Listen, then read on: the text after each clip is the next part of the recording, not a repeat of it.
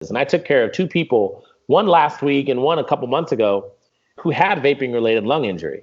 The chest x-ray looks like is a normal chest x-ray. You can see the lungs. The lungs are supposed to be like me, right? They're supposed to be black. So the lungs are supposed to be black because they're full of air. When the lungs aren't full of air and they're full of like soft tissue, which can be inflammation or fluid, the lungs look more white. So the chest x-ray looks like lungs that are whiter, right? And so you just see this overall inflammation. And when you look at the CAT scan, you see the same thing. You can see this inflammation throughout the CAT scan, throughout the lungs. And so we don't really know how to treat these people. We all generally do the same thing. We put them on antibiotics. We might look in their lungs, squirt some fluid in, suck it out, look at it under a microscope and find some characteristics that are similar amongst these people. If all else fails and those things aren't working, we're probably going to start some steroids to try to reduce the inflammation by de-recruiting some of these inflammatory cells to the lung, which is basically how steroids work.